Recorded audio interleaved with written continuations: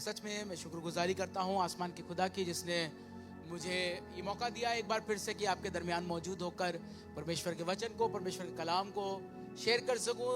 This pulpit, this stage, this place is sacred for me. मेरे लिए बहुत अहमियत रखता है, क्योंकि इस जगह पर खड़े होकर अलग अलग उम्र में मैंने यहाँ खड़े होकर परमेश्वर की उन बातों की चर्चा की है। मेरा स्कूल ऑफ वर्शिप जब 2008 में मैंने किया, तो एज अ स्टूडेंट यहाँ मौजूद हुआ था मैं। हमारा ग्रेजुएशन यहीं सुजानपुरा में सेलिब्रेट किया गया था, और उस वक्त एज अ स्टूडेंट मैं खड़ा हुआ, और उसके बाद भी कई बार शेयरिंग करने के लिए, प्रीचिंग करने के लिए मैं मौजूद हुआ। इसलिए मेरे लिए सच में बड़ी शर्फ की बात है। मैं शुक्रगुजारी करना मांगता हूँ अपने सीनियर बिशप ऑगस्टस एंथनी के लिए, ताऊ के लिए, ताई के लिए, जिन्होंने इस लायक मुझे समझा कि मैं परमेश्वर की वचन की उस सेवा को यहाँ खड़े होकर कर सकूँ। शानू भैया के लिए धन्यवाद करते हैं, उनके प्रेम के लिए, रॉकी भाई के लिए धन्यवाद करते हैं, पास्टर अनिल डैनियल के लिए जिन्होंने बड़ी मोहब्बत से रिसीव किया और तारुफ कराया। शुक्रगुजारी करते हैं, जैसा मैंने कहा, मैंने बताया पिछली सर्विस में, सलाम पेश करता हूँ आपको अपने चर्च की तरफ से जो कानपुर में सिविल लाइंस में है। और शुक्रगुजारी करता हूँ, लास्ट टाइम जब मैं आया था तकरीबन साल भर पहले शायद मैं आया था, ऐसे ही टीम कहीं टूर पे गई थी, तो उस वक्त भी मैं शेयर करने आया था, प्रीच करने आया था। But that time I couldn't bring my family, क्योंकि नेक्स्ट डे मुझे अच्छे से याद है मेरी बेटी के एग्जाम्स स्टार्ट होने वाले थे। कोइंसिडेंटली कल से भी जो है टेस्ट स्टार्ट होने वाले हैं, लेकिन ये 20 मार्क्स वाले टेस्ट है, तो मैंने इससे कहा, मैंने कहा बेटा तैयारी कर लो, पहले से प्रिपरेशन कर ली। So I am here with my family and it is a privilege for us to be amongst you. वचन की तरफ आगे चलेंगे। जब मैं आया तो मैं एक ख्याल को लेकर आया था, और जोशुआ भाई ने मुझसे पूछा, भैया 2 सर्विस हैं, दोनों लाइव करें या एक लाइव करें? तो मैंने समझने की कोशिश करी कि ऐसा ये क्यों पूछ रहे हैं। तो इनका सवाल था कि आप एक सरमन प्रीच करेंगे या 2 सरमन प्रीच करेंगे, इस पे डिपेंड करता है। तो मैंने कहा नहीं, दोनों पे लाइव करना, मैं दोनों में शेयर करूंगा और कोशिश करूंगा कि कुछ चेंज कर सकूं या उसी बात को आगे ले जा सकूं। पिछली बार भी मैंने ऐसे ही किया था। तो पहली सर्विस में मैंने मलाकी 3 अध्याय से शेयर किया, और मैंने इस बात को बताया कि जब हम परमेश्वर के सम्मुख मौजूद होते हैं, उसकी सेवा करते हैं, उसकी खिदमत करते हैं, इंग्लिश के ट्रांसलेशन में लिखा है इबादत, ये व्यर्थ नहीं ठहरती है। Serving God never goes in when. Malachi 3 अध्याय हमने जाना है, और अमूमन हम इस 3 अध्याय को दशमांश से रिलेट करते हैं, टाइदिंग से रिलेट करते हैं, और सिर्फ कुछ पदों को पढ़ लेते हैं, उनको रिसीव कर लेते हैं, समझ लेते हैं। बट 13th वर्स ऑनवर्ड्स यहाँ वचन एक बात को बता रहा है और कह रहा है, यहोवा यूं कहता है, मलाकी 3 अध्याय 13वां पद, तुमने मेरे विरुद्ध ढिठाई की बातें कही हैं, परंतु तुम पूछते हो हमने तेरे विरुद्ध क्या कहा।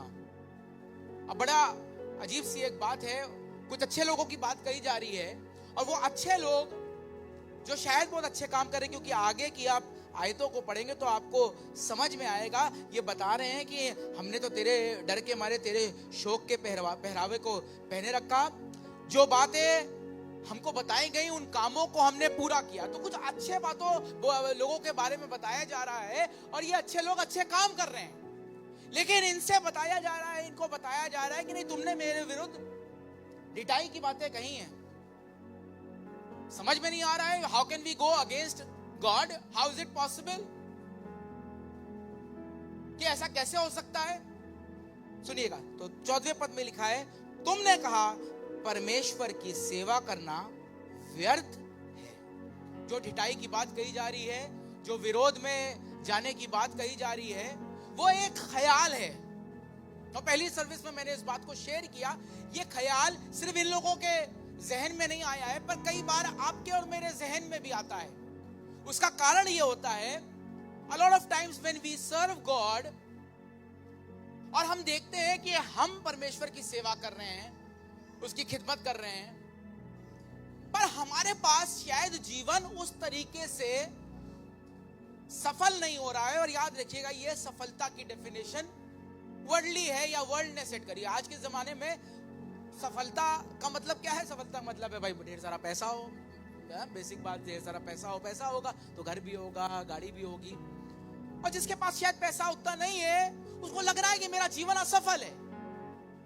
वो जो दुनिया में रहकर शायद बहुत अच्छे काम नहीं कर रहा है, बहुत कुछ गड़बड़ कर रहा है। He is succeeding and progressing in life. And when I see my life, जब मैं अपने जीवन को देख रहा हूं तो मुझे ऐसा लग रहा है कि मेरे पास तो शायद कुछ भी नहीं है। वॉलेट मेरा खाली है, घर भी शायद मेरे पास बहुत अच्छा नहीं है, और समझ में ये बात नहीं आ रही है। और इसलिए जहन में ये बात आती है कि कहीं ऐसा तो नहीं कि परमेश्वर की सेवा करना व्यर्थ है। और मैंने इस बात को शेयर किया पहली सर्विस में कि नहीं, ये सेवा व्यर्थ नहीं है। Serving God never goes in when. और इसलिए इस ख्याल को आगे ले जाते हुए, क्योंकि मैंने सिर्फ 13वें पद से 15वें पद तक की आयतों को शेयर किया, पर अगर आप आगे देखेंगे तो ये ख्याल आगे जा रहा है, और इसलिए आगे की बातों को शेयर करना मांगता हूं। और कुछ पॉइंट्स मैंने यहां लिखे हुए हैं।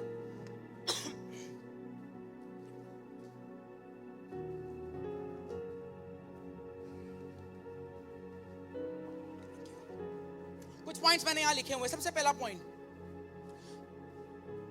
कई बार आप और मैं अपने जहन में असमंजस की स्थिति में होते हैं,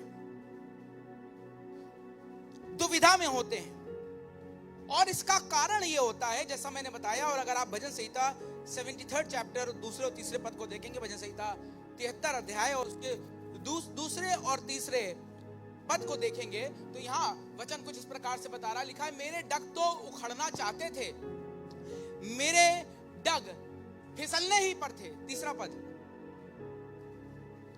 क्योंकि अब रीजन देखिए, मैं फिसलने पर था, मैं गिरने पर था, आई वॉज स्टम्बलिंग। रीजन क्या है? क्योंकि जब मैं दुष्टों का कुशल देखता था, तब उन घमंडियों के विषय में क्या करता था? ढा करता था। इंग्लिश में लिखा है, for I was envious of the boastful when I saw the prosperity of the wicked. I am unable to understand this. How can a wicked person prosper? I am on the right path. I am doing the right thing. But still, I am not able to achieve what that wicked person is achieve. और इस कारण वो कह रहा है दूसरे पद में, मेरे डग, मेरे पैर, मेरे पांव फिसलने पर थे, मैं डगमगाने पर था। But as for me, my feet had almost stumbled. और ये जीवन की हकीकत है, क्योंकि आप और मैं भी अपने जीवन में, अपनी जिंदगी में कई बार ऐसा होता है, जब ऐसे लोगों को देखते हैं जिनके विषय में हम बहुत सारी चीजें जानते हैं, और हम देखते हैं कि इनके पास तो सब कुछ है और शायद मेरे पास कुछ भी नहीं।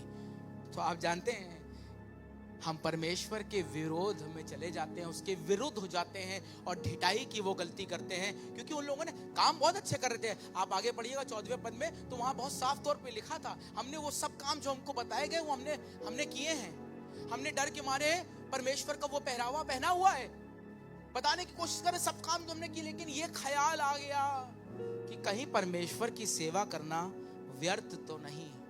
उर्दू में लिखा है एक ट्रांसलेशन में, उसकी इबादत करना, खुदा की इबादत करना, कहीं ऐसा तो नहीं। पर आपको बताना मांग रहा हूं, इसके आगे अगर आप चलेंगे, सबसे पहली बात, God lessons while people complain. बड़े ध्यान से सुनिएगा, आसमान का खुदा सुनता है। 16वें पद में लिखा है इसी तीसरे अध्याय के, तब यहोवा का भय मानने वाले आपस में बातें की और यहोवा ध्यान धरकर उनकी सुनता था। ये लोग आपस में बात करने लगे, ये लोग अच्छे लोग हैं, भय मानने वाले लोग हैं। पर आप जानते हैं, वचन बता रहा है तब परमेश्वर उनकी सुन रहा था। God lessons.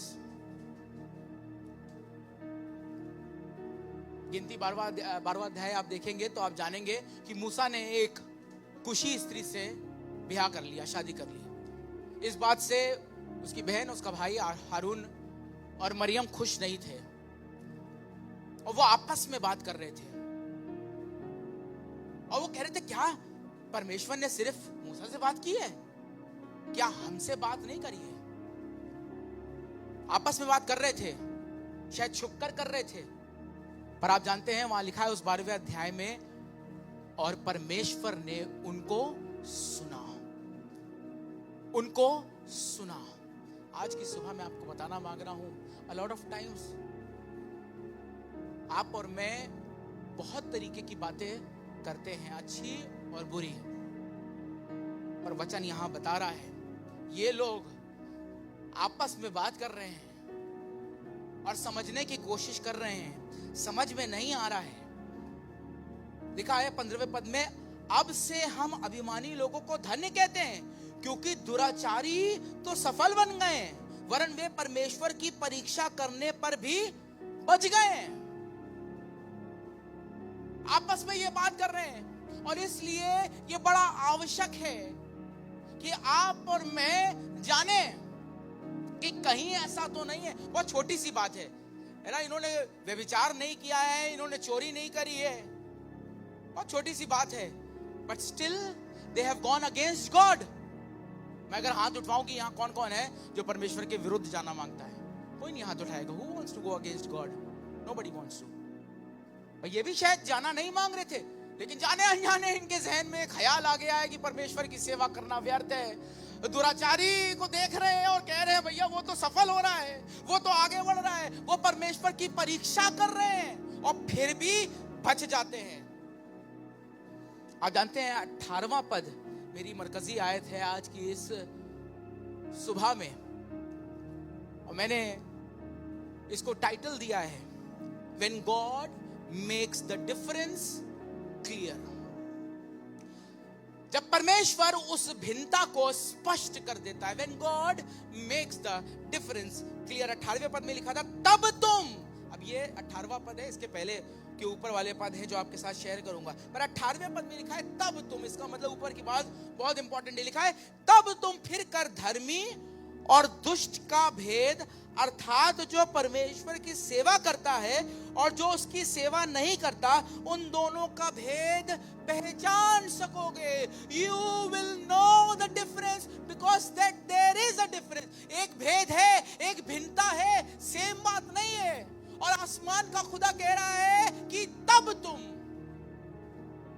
जो सेवा करते हैं और जो सेवा नहीं करते हैं, जो धर्मी हैं और जो दुष्ट हैं, उनके आपस में उनके बीच का उस भेद को तुम जान सकोगे। और आज की इस सुबह मेरी प्रार्थना ये है, मेरी दुआ ये है कि मैं भी अपने जीवन में जान सकूं। कहीं ऐसा ना हो कि किसी दिन मेरे जहन में भी ये ख्याल आए, पर आज आसमान का खुदा इस बात को दर्शा दे कि नहीं, फर्क है, फर्क है। ये मत सोचो कि उसकी सेवा करना, उसकी इबादत करना, उसकी खिदमत करना व्यर्थ है। जीवन की परिस्थितियां बदलती चली जाती हैं, और तुम एक काम करो, तुम उसकी खिदमत करो, तुम उसकी सेवा करो। हन्ना नाम की एक भविष्यद्वक्तन का जिक्र परमेश्वर का वचन बताता है, इंग्लिश में एना कहते हैं। आप जानते हैं 7 वर्ष ये अपने पति के साथ रह पाई, 7 years। 7 years is not a long time। उम्र देखेंगे तो आगे लिखा है कि जब वो 84 वर्ष की हो गई। आप जानते 7 वर्ष सिर्फ अपने पति के साथ जिंदगी देख पाई। शायद जिस खिदमत के काम को वो कर रही थी, जिस भविष्यवाणियों को, परमेश्वर की बातों को लोगों तक बताती थी, वो रोक देना चाहिए था, पर आप जानते हैं she continued। And this morning it is my prayer for myself। और मुझे विश्वास है कि जैसे मैं अपने लिए इस बात को रख रहा हूं और अपने लिए प्रार्थना कर रहा हूं, हम में से प्रत्येक ऐसे ही कुछ अपने लिए करने वाला होगा कि प्रभु, जब मैं दुनिया में निकलता हूं, जब मैं इस चर्च से निकल जाऊंगा, जब कल के दिन मैं अपनी नौकरी में होऊंगा, अपने व्यवसाय में होऊंगा, अपने स्कूल में होऊंगा, शायद कोई कहेगा, है ना, कई बार लोग कहते हैं अरे उनको देखो, ऐसे ही कहते हैं ना, अरे उनको देखो वो कहां से कहां पहुंच गए और तुम तो वहीं के वहीं हो। और मुझे लगेगा कि मैं तो सब कुछ अच्छा कर रहा हूं, ठीक कर रहा हूं, पर फिर भी क्या मैं वहीं रुका रह गया हूं? मैं आपको बताना मांग रहा हूं, इस ख्याल को अपने जहन में आने मत दीजिएगा। उस दुष्ट को देखकर कहीं ऐसा ना हो जो तरक्की कर रहा है, जो प्रोस्पेरिटी जिसके जीवन में है, मेरे डग फिसलने लगे, कहीं ऐसा ना हो। सुनिएगा 17वां पद, 17th वर्स। सेनाओं का यहोवा यह कहता है, जो दिन मैंने ठहराया है उस दिन वे लोग मेरे वरन मेरे निज भाग ठहरेंगे, और मैं उनसे ऐसी कोमलता करूंगा जैसी कोई अपनी सेवा करने वाले पुत्र से करे। ये परमेश्वर का वचन है किनके लिए? जो उस सेवकाई के काम को, उस इबादत को क्या कर रहे हैं? कंटिन्यू कर रहे हैं, और वो अपने जहन में ये ख्याल नहीं आने दे रहे हैं। God preserves his treasure। दूसरा सैमुएल उसका 9वां अध्याय अगर आप देखेंगे, दूसरा सैमुएल उसका 9वां अध्याय आप देखेंगे तो आप जानेंगे दाऊद का एक बड़ा खूबसूरत ख्याल है, और दाऊद कह रहा है, पता करने की कोशिश कर रहा है। जानते क्या पता करने की कोशिश कर रहा है? कि क्या शाऊल के खानदान में, क्या यूनातन के खानदान में कोई ऐसा है जिस पर मैं यूनातन के कारण प्रीति कर सकूं? सोचकर देखिए। शाऊल का तो आप जानते हैं कि दाऊद के साथ क्या रिलेशन था और क्या क्या शाऊल ने किया, but still David he is trying to find someone कि यूनातन से मेरी दोस्ती थी। हाँ, Jonathan was a good man, he did good things, he was a righteous man। क्या उनके घराने में कोई है जिस पर मैं यूनातन के कारण प्रीति कर सकूं? और वो ढूंढाई करते हैं। एक आदमी आता है जो शाऊल के घराने में, शाऊल के घराने की सेवा करता था, उसका नाम सीबा है। उससे पता करता है और पता चलता है कि नहीं, एक शख्स है, उसका नाम है मफीबोसेत, लंगड़ा है, और शायद दाऊद से डरकर एक जगह पर रह रहा है। पर आप जानते हैं व्हाट डज डेविड डू? दाऊद कहता है उसको बुलाकर लेके आओ। शायद जब मफीबोसेत आ रहा होगा तो डर लग रहा होगा, दाऊद बुला रहा है, मेरे दादा शाऊल ने दाऊद के साथ बहुत बुरा किया है, कहीं ऐसा तो नहीं है बदला लेने के लिए बुला रहा है। पर आप जानते हैं दाऊद ने क्या कहा? मफीबोसेत को बुलाया, और आप जानते हैं मफीबोसेत को बताया, तुम्हारे दाऊद शाऊल की जितनी भूमि थी, जितना कुछ था, मैं तुमको वापस दे देता हूं। और आप जानते हैं अपने सेवकों को ये इंस्ट्रक्शन दिया कि ये मेरी मेज पर बैठकर राजकुमार की तरह खाने वाला हो जाएगा। कौन? वो लंगड़ा शख्स जो शायद किसी घर में डरा हुआ बैठा था। आज की सुबह आपको बताना मांग रहा हूं इस बात को। If you are on the right path, Jonathan was on the right path and was a friend of David। God preserves his treasure। अपनी आशीषों को आसमान का खुदा अपने लोगों पर और उसके घराने पर बनाए रखता है। और मफीबोसेत जो डरा हुआ था, आसमान के खुदा ने, आप जानते हैं उसको लिखा है कि उसने सीबा और सीबा के साथ जितने लोगों को इंस्ट्रक्शन दे दिया कि तुम इनकी ही खिदमत करोगे। और वचन बताता है वो मफीबोसेत और उसकी जनरेशंस की वैसे ही सेवा करने लगे। God preserves his treasure। God listens while people complain। सुनिएगा। And God restores discernment। ये बड़ा आवश्यक है, बहुत आवश्यक बात है। बड़ा अंग्रेजी का बड़ा खूबसूरत शब्द है discernment, जानना। मैं हिंदी में थोड़ा सा आसान लग रहा है। ये डिसर्नमेंट आसमान का खुदा आपको और मुझको दे आज की इस दिन में, आज की इस सुबह में, कि हम जान सकें कि नहीं, देयर इज अ डिफरेंस। हाँ, कुछ फर्क है। किसमें? एक दुष्ट व्यक्ति में और एक धर्मी व्यक्ति में। God preserves his treasure, God restores discernment. तीसरा अध्याय और उसके 18वें पद पे वापस आएंगे। तब तुम, 16वां पद हमने पढ़ा, 17वां पद पढ़ा, और 18वें पद में आसमान का खुदा परमेश्वर का वचन कह रहा है, तब तुम फिर कर धर्मी और दुष्ट का भेद समझ सकोगे। आज की इस दिन में, आज की इस सुबह में, मैं सच बता रहा हूं, परमेश्वर ने ये चाहा है कि आप और मैं अपने जीवन में उस भेद को समझ सकें। क्योंकि भेद अगर नहीं समझेंगे आवश्यक क्यों है. If we will not know the difference, what is a difference between a righteous man and an evil man, जब कोई डिफरेंस ही नहीं अगर हमको समझ में आएगा और हमको मालूम नहीं होगा तो हमको लगेगा फायदा क्या है, फिर तो हम उसी की तरह करते हैं. और इसीलिए ये स्पिरिट ऑफ डिसर्नमेंट आपके और मेरे पास होने की आवश्यकता है. मैंने शेयर किया और एक बार फिर से इस बात को बताना मांगता हूं गवाही के रूप में. ये नवंबर के महीने में अचानक से मेरी तबीयत खराब हुई, ब्रेथलेसनेस होने लगी, सांस लेने में तकलीफ हो रही थी. एक दो बार मैंने सुबह इग्नोर किया और मुझे लगा शायद ठीक हो जाएगा, 5 मिनट में ठीक भी हो गया. पर शाम होते होते मेरी तकलीफ बहुत ज़्यादा बढ़ गई और मुझे सांसें नहीं आ रही थी. मैं अपने भाई के साथ पास के एक हॉस्पिटल गया. जब हॉस्पिटल गया उन्होंने ईसीजी निकाला. ईसीजी शायद ठीक नहीं था, मुझे बहुत कुछ नहीं बताया, पर मुझे सॉर्बिट्रेट जो दवाई होती है वो दी ज़बान के नीचे रखने के लिए मुझसे, और कहा कि आप जल्दी से कार्डियोलॉजी चले जाइए. कानपुर में हार्ट का जो इंस्टीट्यूट है बहुत बड़ा, उन्होंने कहा कार्डियोलॉजी चले जाइए, आपका वहीं ट्रीटमेंट होगा. मैं आपको बताऊं उस समय मेरी सांसें टूट रही थी, सांसें उखड़ रही थी और बहुत सारी चीज़ें समझ में नहीं आ रही थी.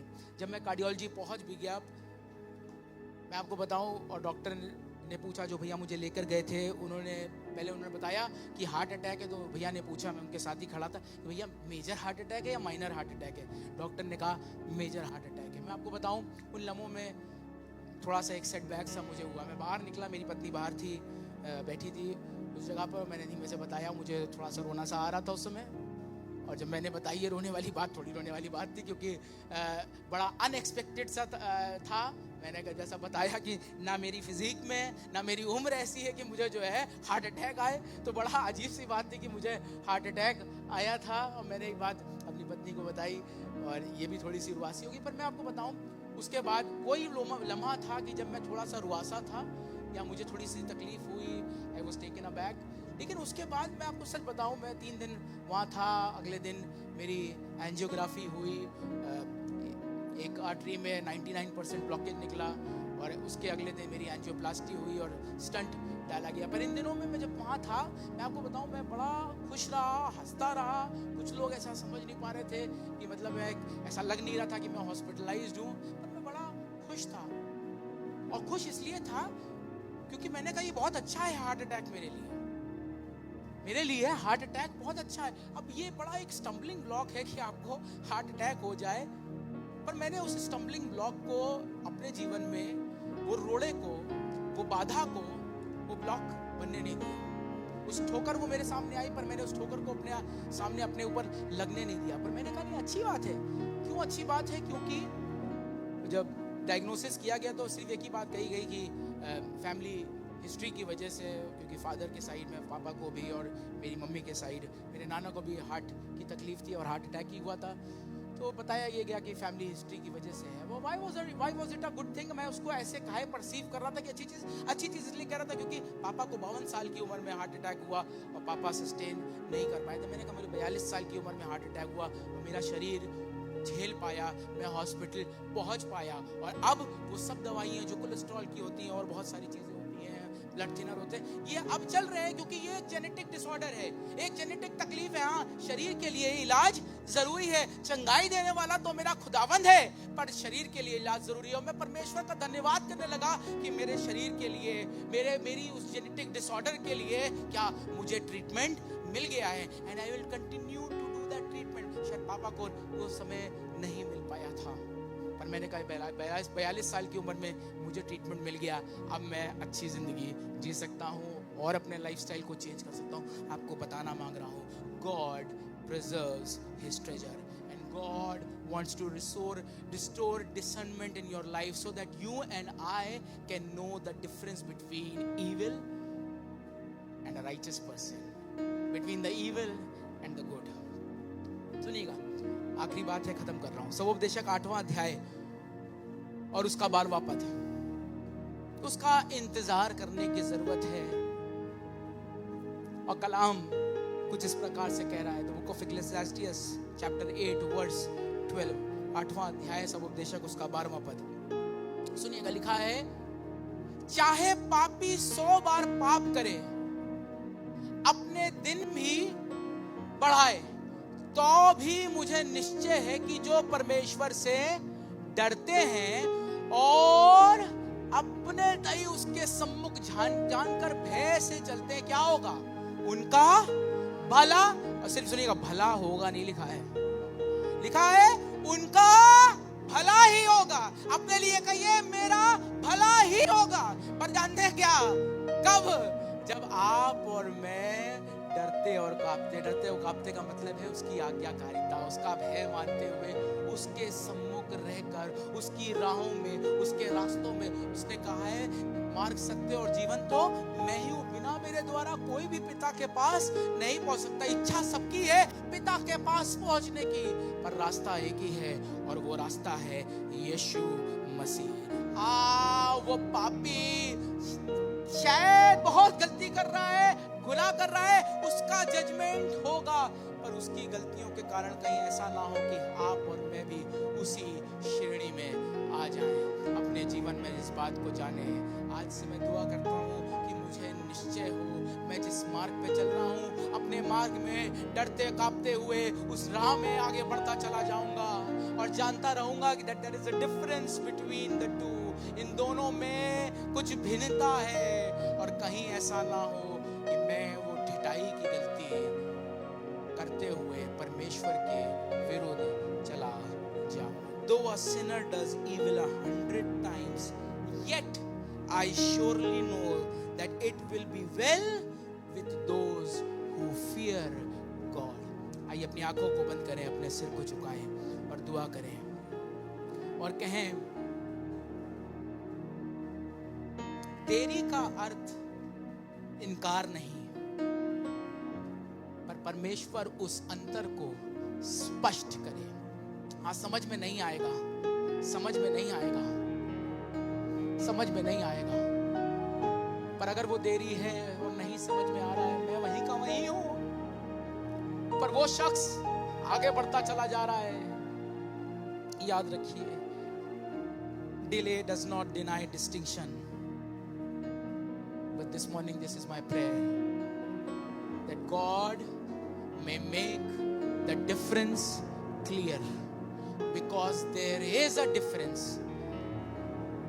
ऐसा नहीं कि भेद नहीं है, पर भेद वो स्पष्ट करे, ताकि मैं अपने जीवन में उस सदाकत की राह में, उस धार्मिकता के मार्ग में उसकी बाट जोता रहूं, और मुझे याद रहे, निश्चय जो परमेश्वर से डरते हैं, उसकी आज्ञाओं को मानते हैं, उनका भला ही होगा।